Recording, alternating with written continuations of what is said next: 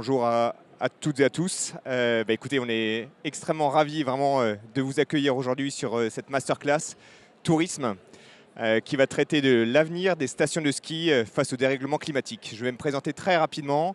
Sébastien Schmitt, je suis le directeur régional de BPI France à Grenoble et j'ai le plaisir de partager cette masterclass avec Fabrice Boutet qui est DG de la SATA. Fabrice, je te laisse la parole pour que tu puisses te présenter. Bonjour, Fabrice Boutet, directeur général de SATA Group. SATA Group est une SEM, société d'économie mixte, qui exploite les domaines de montagne de l'Alpe d'Huez, des Deux Alpes et de la Grave. Ça a été créé en 1959, on est 1100 collaborateurs, on est le deuxième opérateur français des domaines de montagne, évidemment domaines skiables, mais aussi domaines d'été et de printemps. Le périmètre, notre raison d'être, c'est véritablement, en tant que société d'économie mixte, de se donner tous les moyens de développer un territoire, puisque, comme tout le monde le sait, un euro de forfait est égal à 6 euros de richesse sur un domaine. Et comme cette année, on va faire un peu plus de 128 millions, il est clair qu'on n'est pas loin du milliard sur notre petit microcosme de Loisan sur lequel nous vivons. Donc l'intérêt, c'est qu'au-delà de l'activité de ski, au-delà de l'activité de montagne, on porte les activités du public, ce qui nous permet d'avoir des écoles, des services publics de transport, des pharmacies, des médecins, des entreprises locales. Donc c'est véritablement un enjeu qui n'est pas que de savoir si on fait venir des gens au ski, mais c'est de se dire tout ça doit concourir au développement du territoire. Merci Fabrice. Au quotidien, on ne s'imagine pas du tout ce que c'est que le métier d'un patron de station. Est-ce que tu peux nous raconter ce que c'est ton métier au quotidien de patron de station de ski? On commence le ski le 30 novembre, je raccroche les skis le 30 avril et je suis en vacances. Enfin ça, c'est ce que tout le monde pense. La vérité vraie, c'est que d'une saison sur l'autre, on est déjà en train de préparer la saison d'été prochaine. Toutes les saisons et les intersaisons que sont les printemps et les automnes, c'est tous les travaux qui nous permettent de préparer les saisons d'hiver qui arrivent derrière.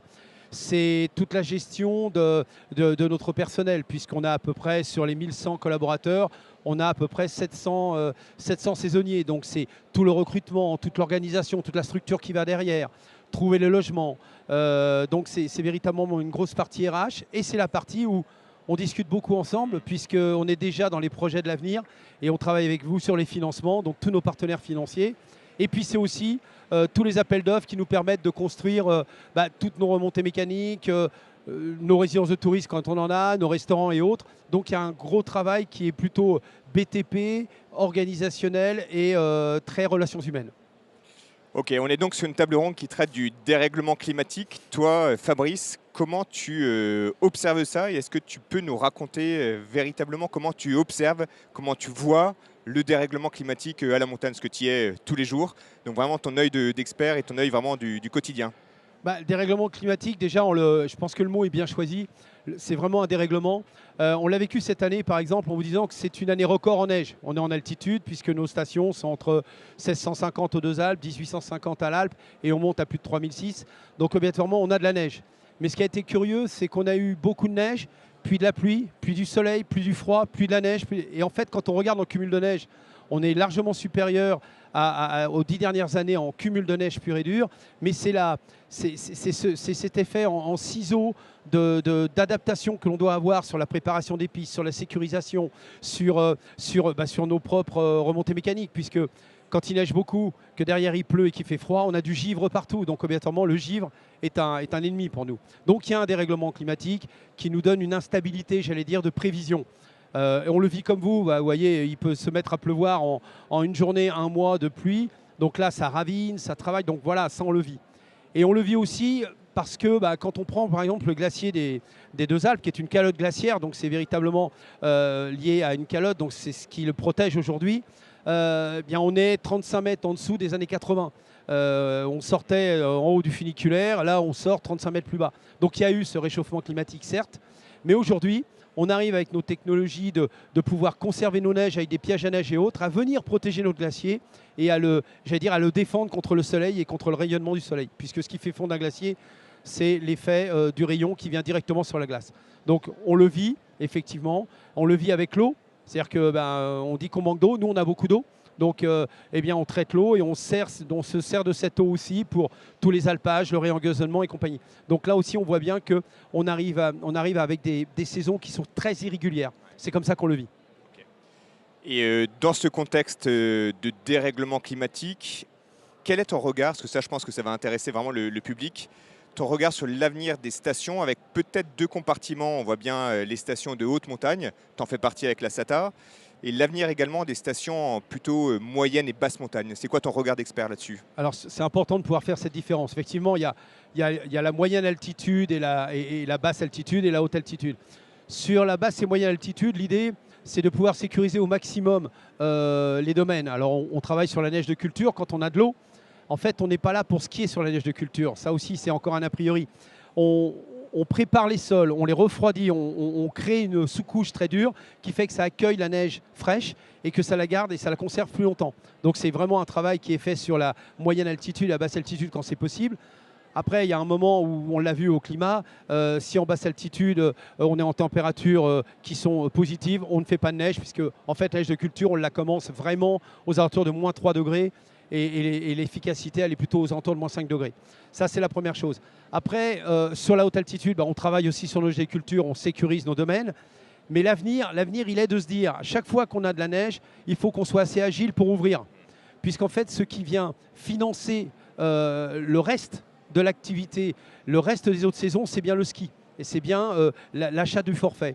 Donc, il faut être de plus en plus, j'allais dire, scientifique sur la capacité à travailler sur nos domaines, à profiter de la neige fraîche ou de la neige de culture et à être capable et d'être assez agile avec nos saisonniers, avec nos permanents, de pouvoir ouvrir dès que l'on peut pour se donner les moyens après de continuer à travailler ce que beaucoup appellent la transition, ce que moi j'appelle l'évolution. Parce que transition, ça veut dire qu'il y a une rupture. Il n'y a pas de rupture. Les gens vivent à la montagne, ils ne vont pas arrêter de vivre à la montagne pour revivre plus tard. Il faut qu'on continue. Donc on est en train évidemment de travailler sur un certain nombre de choses dont on parlera sûrement plus tard, mais c'est d'adapter et d'être agile sur l'ensemble de nos destinations pour profiter de la manne neige, pour pouvoir proposer et prévoir et se projeter sur autre chose. Okay. On sent qu'il y a quand même un changement de modèle économique qui va s'imposer clairement à la montagne. Et là-dessus, c'est quoi ta vision de la montagne de demain? Comment tu la vois? C'est quoi l'horizon que tu lui donnes? Alors, il est clair qu'une fois de plus, il faut faire une différence entre les destinations. Si on prend nos destinations de montagne d'altitude, il y a une sorte de phénomène de concentration qui s'opère. Le nombre de skieurs encore croît. Tout le monde pense que ça décroît, pas du tout. On continue à avoir de plus en plus de skieurs. Donc, il nous faut, nous, être capables de pouvoir les réceptionner de la meilleure des façons. Les chiffres étaient de dire c'était 12%. Aujourd'hui, la ministre du Tourisme nous a donné les vrais chiffres. On est plutôt à 28%. Et il y a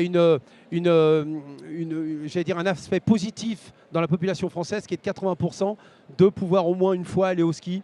Alors peut-être pas tous les ans, mais de façon, j'allais dire quand même relativement régulière. Donc on a cette présence de la population sur nos domaines. Donc dans ce modèle économique, c'est d'être capable de gérer ce qu'on a mis en place, nous, les flux, la fluidité et la modernisation. La fluidité, c'est la capacité d'extraire le plus vite possible en bas de station pour envoyer les gens vers l'altitude. Donc il y a un gros travail d'aménagement qui s'opère, et pas forcément que les skieurs. On a une population qui arrive, une population de piétons. C'est la première progression que l'on a. Beaucoup de piétons, des gens qui viennent juste contempler, des gens qui viennent juste se promener, des gens qui viennent juste profiter du climat hiver comme été. La deuxième chose, c'est le flux. Comment on répartit mieux les skieurs ou les gens qui profitent de nos domaines sur l'ensemble du domaine. Parce qu'en fait, on se rend compte qu'on a des axes structurants, on a des vrais embouteillages à des endroits, et il y a d'autres endroits où vous avez l'impression que la piste elle a été privatisée. Vous dites c'est pas possible. Eh bien, comment on est capable d'informer au travers des itinéraires de découvertes que l'on a dans nos domaines pour répartir ce flux le mieux possible et pour éviter une grosse densité à certains endroits, à certains moments. Et puis, la troisième chose, c'est la modernisation. Donc on est sur un réaménagement de toutes nos remontées mécaniques avec des vrais choix technologiques. On est passé du télésiège à ce qu'on appelle le télémix. Ça, c'est une grosse invention qui a été mise en place avec, entre autres, nos équipes de SATA. C'est le mix entre télésiège et télécabine sur une même ligne. Ce qui permet d'avoir des skieurs directement sur le télésiège, mais aussi des parents qui emmènent leurs enfants, des groupes de ski de débutants, ainsi de suite, des vélos l'été, des piétons une fois encore, et puis d'autres activités que je ne connais pas encore, qui j'espère arriveront en montagne dans l'avenir. Et puis ensuite, le télécabine pur et dur qui là nous permet en toute sécurité d'atteindre toutes nos altitudes pour profiter chacun dans son choix. Ça, c'est pour la haute altitude. Pour ce qui est plutôt moyenne et basse altitude, l'idée, c'est de pouvoir commencer à travailler, alors là, en agilité totale. Exemple, sur une des stations que l'on soutient aujourd'hui et qui fait l'actualité, qui est l'Alpe du Grand Serre, c'est de dire, il y a de la neige, il y a de la neige, on est samedi, il n'y a pas de neige parce que ça a fondu pendant la semaine, on sait passer tout de suite en VTT, en piéton. C'est-à-dire qu'on a une agilité tout de suite d'adaptation. Et je pense que le maître mot de nos stations de demain, ça va être ça. Comment on va s'adapter en fonction de la météo. Ça, on n'y touchera pas à la météo. Tout le monde fait tout pour essayer de la protéger, mais ça ira pas plus loin. Donc l'idée, c'est de dire comment, avec l'agilité de ce qu'on est capable de faire, nos équipes, nos expertises, nos savoir-faire, proposer un modèle montagne différent en fonction de ce que la météo nous présente. Et ça, c'est un gros travail qui est fait. Alors là-dedans, vous avez évidemment le VTT qui revient, une fois de plus les piétons, les tyroliennes, les dévalcartes, ainsi de suite. Enfin, beaucoup de choses qui font qu'on anime personnellement et en famille les gens et on leur donne, j'allais dire, un petit goût d'effort en montagne dans un lieu un petit peu différent. Merci. Toi, Fabrice, on est quand même sur le sujet du dérèglement climatique et on va notamment parler maintenant de décarbonation. C'est quand même un point qui est très important. Et je sais qu'en tant que patron de la SATA, tu œuvres quasiment tous les jours avec tes équipes sur ce sujet de la décarbo. Qu'est-ce que tu as déployé, toi, en tant que patron de la SATA, avec tes équipes, sur le sujet de la décarbonation? Et qu'est-ce que tu vas encore déployer, peut-être dans les années à venir? Tu as peut-être encore d'autres chantiers que tu as en perspective. Est-ce que tu peux un peu nous parler de ça? Et de quelle manière également, je fais un peu la pub de BPI France quand même, de quelle manière BPI France t'a également accompagné là-dessus dans la réflexion? Tout à fait. Alors, on ne va pas dire qu'on n'a pas d'impact environnemental, il ne faut pas rêver. À partir du moment, nous on vit dans un milieu de montagne, on vit dans un milieu protégé, dans un milieu fragile, comme la mer, comme les plages, donc comme la montagne. Donc on a un impact environnemental. Donc ce qu'il faut, c'est se rendre compte de quel type d'impact environnemental on a et comment on va le réduire au maximum. Dans les choix technologiques que l'on fait, par exemple, et dans cette nouvelle machine qui va voir le jour en décembre 24 aux Deux Alpes, eh bien, cette nouvelle machine qui va nous permettre d'aller de la station au glacier, on va passer de 17 pylônes dans l'ancienne remontée mécanique à 7. Donc on rend à la nature un espace énorme. On vient juste impacter avec 4 gares et on n'a plus tout ce qu'on avait dans les années 80 qui venait soutenir l'activité. Donc il y a véritablement un travail qui est fait sur la technologie. Sur la technologie, on travaille aussi sur les moteurs lents, c'est-à-dire des moteurs que l'on travaille surtout avec la société POMA, société française, qui nous permet aussi d'aller chercher des moteurs qui sont beaucoup plus économiques. Mais ça ne veut pas dire qu'on va moins consommer, puisqu'on est en développement. En revanche, au kilowatt dépensé par personne pour transporter, on est en très grosse baisse. Donc ça aussi, c'est un travail qui est réalisé et qu'on calcule et qu'on monitore en permanence. Jouer sur l'efficience. Sur l'efficience, complètement. Donc là, il y a cette technologie et de dire comment on rend le plus possible à la nature, comment on optimise avec une remontée mécanique, là où il y en avait 2.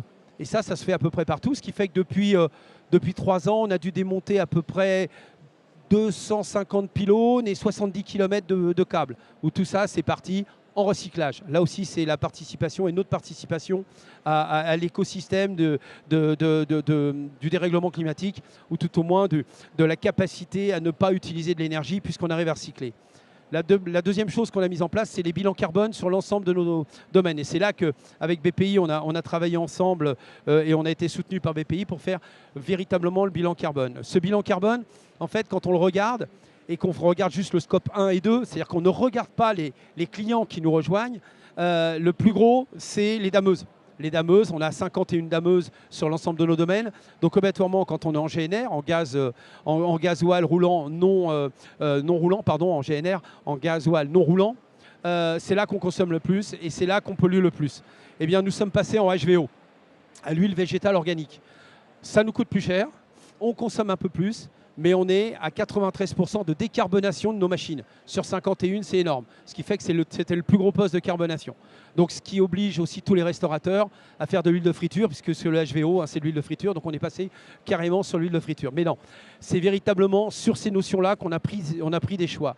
On l'a pris aussi sur l'optimisation d'énergie, j'en ai parlé. Choix technologiques, photovoltaïques sur l'ensemble de nos remontées mécaniques qui nous permettent de rendre complètement autonome tout ce qui est informatique, tout ce qui est sécurité, tout ce qui est téléphonie sur les remontées mécaniques, voire même cette année, sur une de nos remontées mécaniques aux Deux Alpes, on a, pendant les vacances de février, sur une semaine, on a produit l'électricité, c'est-à-dire qu'on n'en a pas consommé alors qu'elle a tourné à plein. Donc on est véritablement dans cette partie-là aussi. L'hydroélectricité, la neige de culture, on la turbine. On est en train de travailler, d'étudier des micro-centrales hydroélectriques qui nous permettent de turbiner l'eau, qui nous permettent de produire l'électricité, une fois de plus, d'aller chercher véritablement une économie sur l'énergie, une économie de consommation sur l'énergie.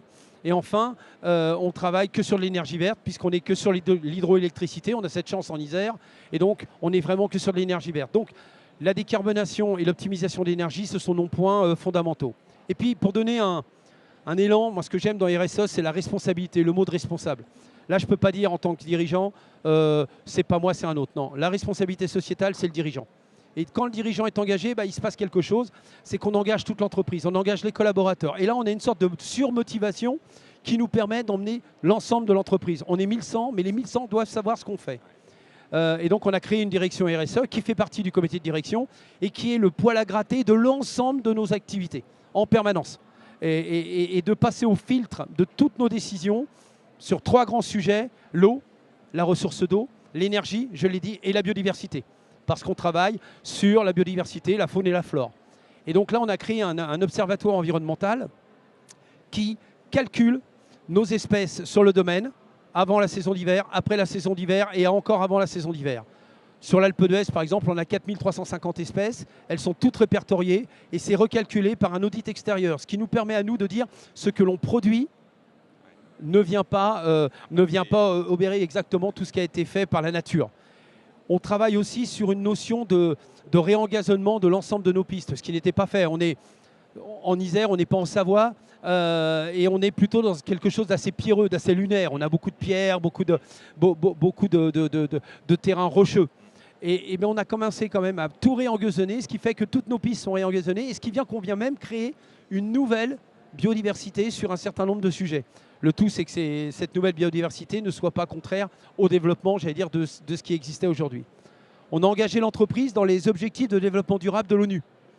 Sur les 17 engagements, on en a pris 8 qui reprennent exactement ça. Mais on a rajouté le sociétal, responsabilité sociétale de l'entreprise, construction de logements pour nos saisonniers et non pas les cages à lapins qu'on a pu connaître dans les années 80. Donc des vrais logements où des familles peuvent s'installer 5 mois, 6 mois, 9 mois, ou transformation de beaucoup de saisonniers en CDI, puisqu'on a des gens qui travaillent pour 9 mois chez nous, puisqu'on ouvre les 2 Alpes le 30 novembre, on ferme le ski le 7 juillet et on ferme la station le 30 septembre. Après, il y a le nettoyage, on y fait en octobre, il reste 2 mois. Qu'est-ce qu'on fait?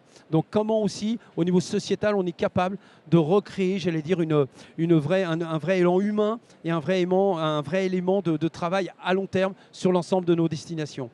La biodiversité, une fois encore, dans les objectifs, sont au centre de nos préoccupations.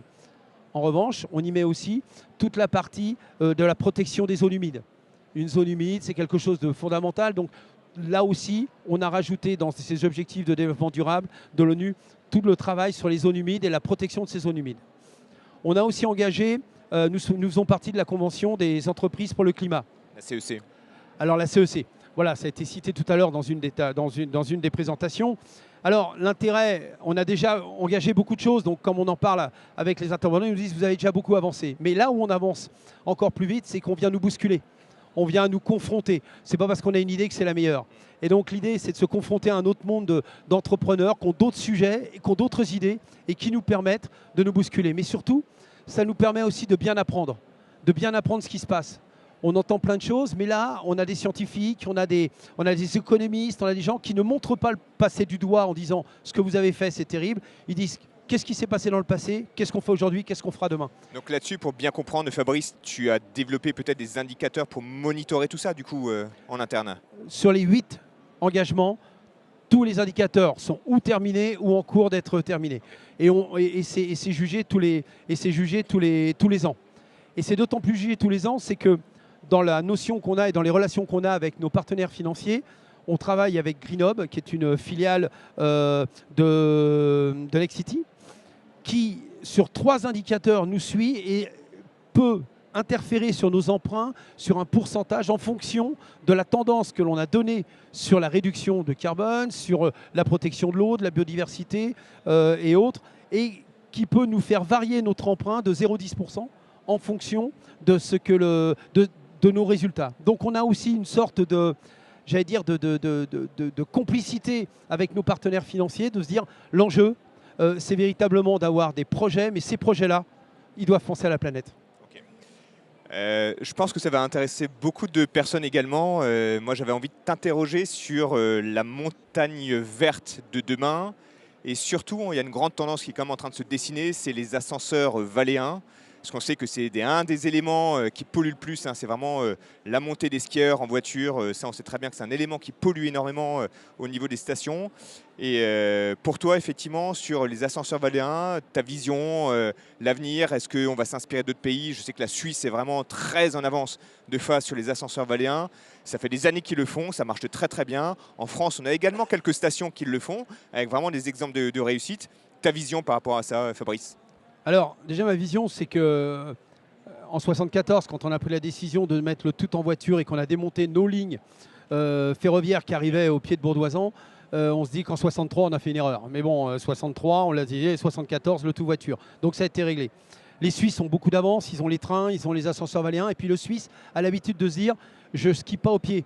J'arrive dans une ville, j'arrive quelque part, je prends une remontée mécanique ou un train et j'arrive sur un domaine skiable. En France, la vraie pub qu'on a mis en place depuis toujours, c'est ski au pied. Donc on est tout de suite proche des départs de stations. Si on avait été suisse, bah, la station serait peut-être à Bourdoisan, on serait peut-être pas à l'Alpe d'Huez. Bon voilà, mais on n'est pas suisse, on est en Isère. Bon, par rapport à ça, on a déjà nous 2 ascenseurs valléens. On en a un qu'on appelle l'Odol Express, où les gens de Grenoble arrivent, se posent à Almont, prennent l'Odol Express, laissent leur voiture, montent et voilà. Mais et on en a un deuxième qui est à Vénosque, qui arrive de Vénosque et qui monte aux 2 Alpes. Donc on a ces 2 parties-là. Mais une fois encore, on a mis les contraintes avant les moyens. On n'a pas assez de parking. Faut voir Almont, quand il y a 950 voitures dans le village, on ne bouge plus. À Vénosque, on a une limite. Alors l'ascenseur valléen est une vraie solution, surtout pour l'Alpe d'Huez, et c'est 21 virages. Été comme hiver. L'hiver, c'est parce que quand il neige, et que et c'est pas de chance, c'est souvent quand les Parisiens arrivent qu'il se met à neiger, et là, on a tout le monde qui est bloqué. Et puis, on a toutes les entreprises qui travaillent pour nous. On a à peu près 500 voitures qui font l'aller-retour tous les jours, hors saison, hors saison. Donc, j'en parle même pas quand on a nos clients. Donc là, on a un enjeu qui est important. Et c'est un enjeu politique. Et c'est un enjeu qui doit être obligatoirement, pris en main par nos politiques. On ne peut pas, nous, tout seuls, avec nos petits bras, décider de tout, puisqu'on parle vraiment de communes. On n'est plus sur un domaine skiable. Et de territoire, là, exactement, on est sur le territoire. Donc, il est clair que l'ascenseur valléen est quelque chose d'important. Pourquoi je dis ça? C'est parce que je vous ai parlé du scope 1 et du scope 2, où là, on monitor. Mais le scope 3, c'est le faire venir de nos clients. Et là, on sait que c'est 70% de carbonation. C'est 70% d'émissions de carbone. Donc là, on sait que pertinemment, on a un problème. Et donc là, à ce niveau-là, dans ce problème, l'idée, c'est de pouvoir travailler avec les pouvoirs publics, avec les élus, les métropoles, les grandes villes, pour qu'on refavorise le train, on refavorise les bandes de roulement avec des navettes électriques, où on peut laisser des voitures quelque part et être capable d'acheminer nos clients. Notre gros problème à nous, c'est l'acheminement de nos clients. Et donc, ça ne peut pas se faire tout seul, c'est véritablement un travail qui va se faire avec les collectivités.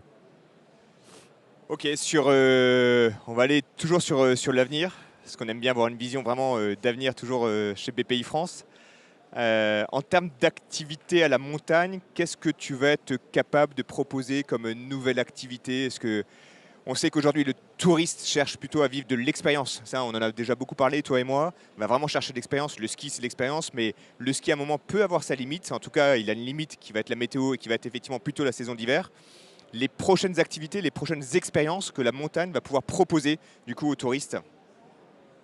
Alors, le ski est déjà en train de changer. Il faut qu'on prenne conscience que le ski. Pourquoi? Je vous ai parlé de modernisation, de nouvelles remontées mécaniques, ainsi de suite. Si je prends juste l'exemple du Gendry qu'on lance, donc comme je l'ai dit en décembre, avant on mettait 40 minutes pour aller de la station au glacier. Maintenant on va mettre 17 minutes. Ce qui veut dire qu'on va multiplier minimum par 2 la capacité à skier. Ce qui veut dire qu'aujourd'hui, ce qu'on a calculé sur nos domaines, c'est que ce qu'on faisait nous en 8 heures quand on était gamin, aujourd'hui en 4 heures, vous l'avez fait. Alors au début, je me suis dit, je skie plus que 4 heures parce que, bon, vieillissant, j'ai plus les jambes. Mais je me rends compte que même les jeunes générations, au bout de 4 heures, 4 heures et demie, ils se disent, bon, on fait autre chose. Donc là, il y a déjà un premier changement. Il y a un premier changement, c'est qu'est-ce qu'on fait l'après-midi quand on a skié le matin, ou qu'est-ce qu'on fait le matin quand on va skier que l'après-midi. Donc là, il y a déjà un bouleversement dans la notion de ski, dans le changement du comportement. Alors là, on y retrouve plein de choses. Évidemment, il y a d'autres activités de glisse et qu'on retrouve sur nos domaines. Le ski de fond, les entraînements au biathlon, les raquettes, la promenade, et puis des jeux qui se font, sur la neige. Et l'été, eh bien, on est véritablement dans le développement des activités de plein air. J'ai parlé du VTT, mais pas que le VTT de descente. Évidemment, on a 2 courses mondialement connues, la MOH et la Méga Avalanche, entre l'Alpe d'Huez et les 2 Alpes, mais tout le monde n'est pas capable de les faire. Donc il faut qu'on arrive à adapter nos chemins, nos sentiers de vélo, pour celui qui veut juste faire du vélo en famille, qui débute ou qui est un professionnel. Mais on est en train d'adapter vraiment nos domaines à ce qu'on utilise le cyclo dans tous les sens. Et puis on a la chance d'être dans un domaine, l'Alpe d'Huez, et ses 21 virages, le Tour de France. On a beaucoup de cyclotourisme. Donc là, on est sur la route. Donc là aussi, il faut qu'on adapte. Et tout à l'heure, on parlait des ascenseurs valéens.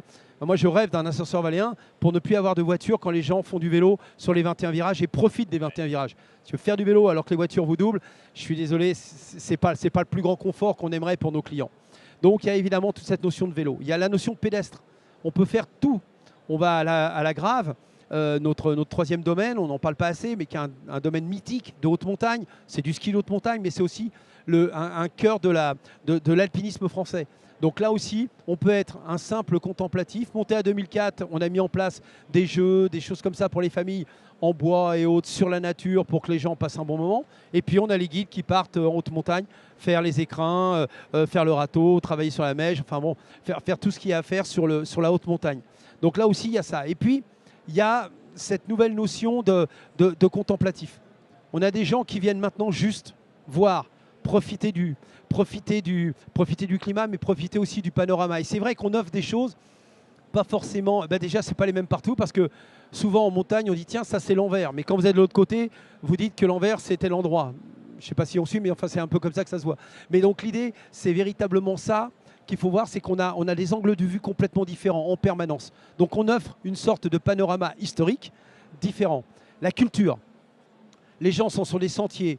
On équipe de plus en plus tous nos sentiers de telle façon déjà ce que les gens ne se perdent pas, mais en plus puissent lire l'histoire. On a des grandes histoires du maquis sur nos territoires. Et ben, faut les expliquer.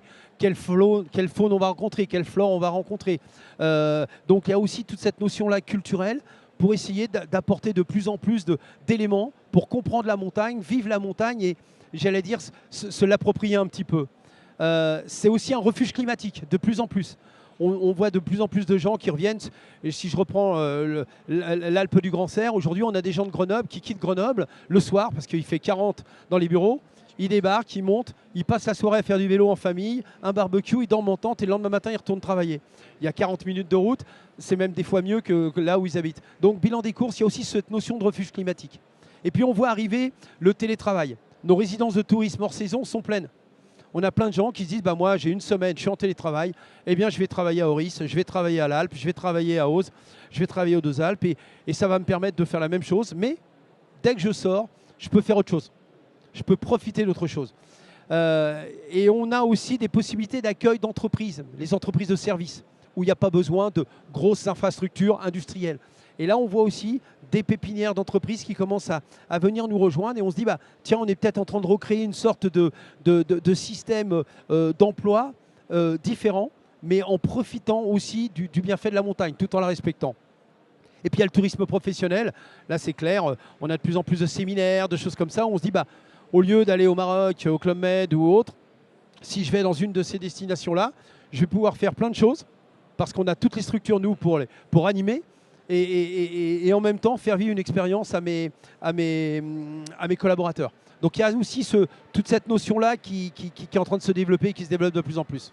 Et ça fait complètement écho aux valeurs d'entreprise de la marque phare E.ON. Si tu veux peut-être nous parler un peu de E.ON et toutes les valeurs que tu déploies au travers de cette marque. Et ce que ça veut dire aussi, parce que c'est intéressant. Alors voilà, bon, tout le monde parle latin, donc ça va aller vite fait. On a créé une marque entreprise qui s'appelle E.ON. E.ON, ça veut dire pour l'éternité en latin. Et la montagne est éternelle. Et on s'est dit, voilà, c'est ça notre mot, c'est ça notre point d'action. Mais quand vous avez des territoires comme l'Alpe d'Huez, les 2 Alpes ou la Grave, qui sont 3 territoires proches, mais qui, de toute leur vie, n'ont jamais vécu ensemble, il a fallu arriver à unir l'ensemble de nos équipes, à faire que toutes ces différences culturelles, alors que c'est juste des vallées qui nous séparent, deviennent un vocabulaire commun, une culture commune. Et donc on a créé cette marque avec 5 grands piliers. Le premier pilier, c'est l'accueil. Alors l'accueil, c'est pas dire bonjour ou au revoir, mais c'est considérer et valoriser. Et on commence par nos collaborateurs pour qu'eux-mêmes, après, quand les gens nous rejoignent, quand nos clients nous rejoignent, quand nos partenaires travaillent pour nous, on soit dans la même notion de relation. Ensuite, il y a la deuxième qui est ce qu'on appelle le Easy To, comment on facilite la vie de nos collaborateurs sur ça va des tenues, ça va de l'information, ça va à tous les EPI, ça va à tout le matériel qu'on leur confie, pour qu'eux-mêmes, s'ils sont dans une facilité de travail, une facilité de relation avec l'entreprise, quand quelqu'un de l'extérieur vient, il soit aussi dans cette même facilité de l'entreprise. Donc c'est véritablement un deuxième travail qu'on a mis en place. Le troisième, c'est le bien-être. Si je suis considéré, je suis valorisé, j'ai des bonnes conditions de travail, je me sens bien dans ce que je fais, le bien-être, il est là. Et donc le bien-être, c'est d'essayer de mesurer en permanence l'état d'esprit dans l'entreprise pour connaître l'état d'esprit dans lequel on va recevoir nos clients. Et après, il y a deux autres choses, c'est les activités, j'en ai parlé.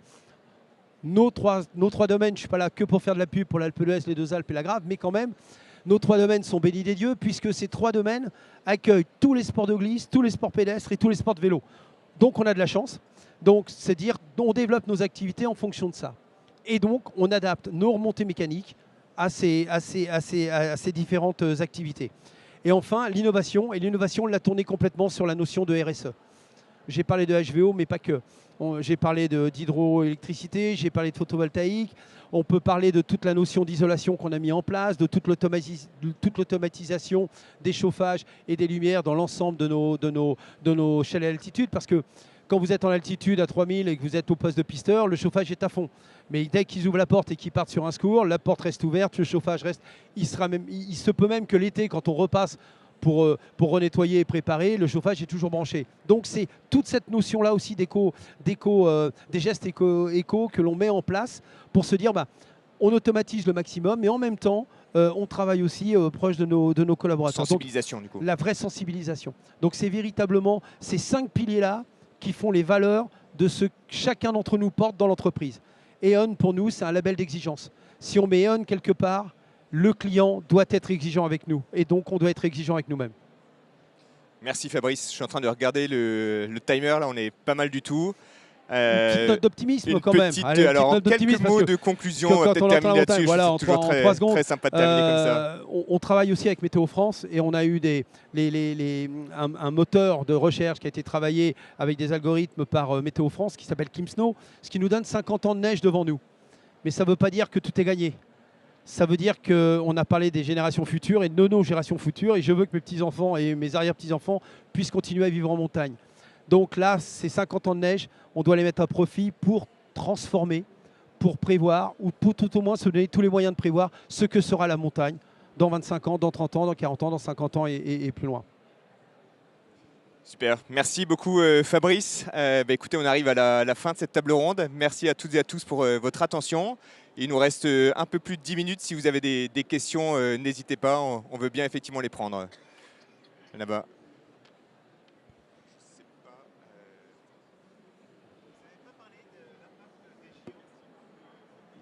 Alors, l'impact des JO, c'est une bonne question. Alors, ça va être vite fait. L'Isère, ils nous ont oubliés. Donc, nous, on est tranquille. On n'aura pas de JO. On fait des Coupes du Monde de ski de boss, on fait des Coupes du Monde de snowboard cross. Mais, comme vous l'avez vu, les JO ont été concentrés sur la partie Savoie, Haute-Savoie et Hautes-Alpes. Donc, on n'est pas dedans. La région PACA, pardon. Donc, nous, on n'est pas dedans. Écoutez, ça a été un choix politique et on en est bien malheureux. Alors, en revanche, est-ce que les JO vont avoir un impact favorable sur le monde de la montagne française? J'y crois. Surtout quand je vois comment se sont passés les JO à Paris et le rayonnement de ces JO dans le monde entier. Je pense qu'une fois encore, on va être fiers de nos JO. Sur l'impact pur et dur, Rhône-Alpes a pris la décision de faire le moins d'investissement possible pour ne pas toucher à la nature et de se servir de tout ce qui existe déjà. Donc là, je pense que c'est un bon choix. On ne va pas recréer des pistes. Il y a une piste, celle de la Coupe du Monde, qui s'appelle l'Ellipse, qui était à Méribel, qui avait fait couler beaucoup d'encre. Aujourd'hui, elle existe, elle est faite. Tous les réseaux de neige sont faits. Donc globalement, il n'y aura rien à refaire dessus. Donc l'impact environnemental ne sera pas loin de zéro. Voilà. Sur les Hautes-Alpes, il y a d'autres choses qui vont être faites, mais parce que ça n'a pas été fait depuis très longtemps. Mais sur Rhône-Alpes, il y a un vrai travail qui est fait de dire on diminue au maximum l'impact qu'on aura dans le faire venir.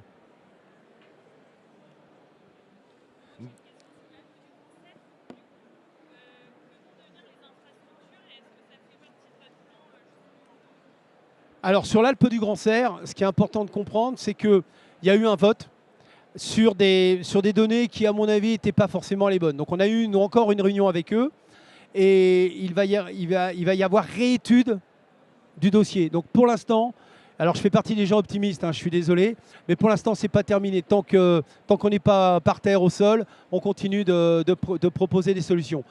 Si effectivement l'Alpe du Grand Serre devait être arrêtée, fermée définitivement, il y a tout un plan de démontage qui sera mis en place. Mais là, c'est l'État qui prendra les choses en place.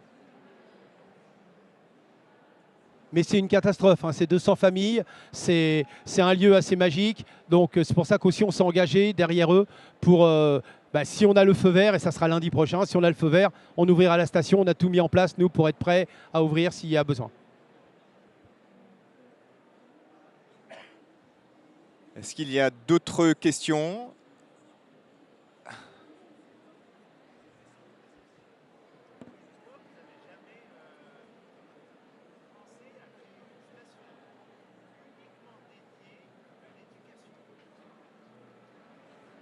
À l'éducation. Alors,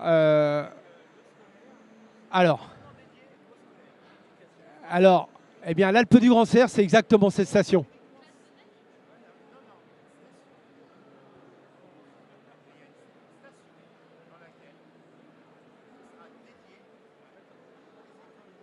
Ah. Alors ça, c'est le rêve de tout le monde. C'est le rêve de tout le monde d'avoir une station dédiée à l'éducation qui nous permettrait d'avoir tous les métiers de la montagne au même endroit. Ça nous permettrait d'avoir des moniteurs, des gens dans les remontées mécaniques, des électriciens, des...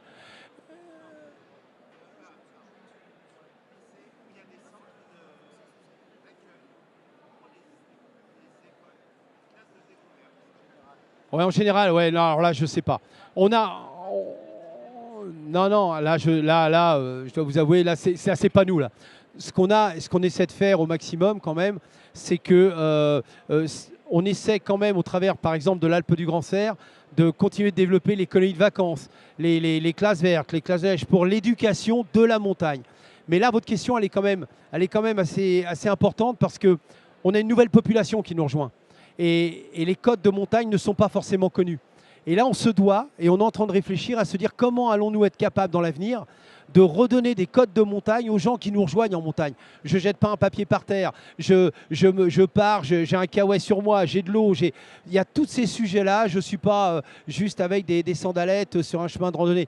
Donc, il y a quand même un niveau où là, on se doit, nous aussi, de faire un peu d'éducation. Mais un centre d'éducation en montagne, non, ça, on n'a pas. Et pourquoi? Alors là, je ne sais pas.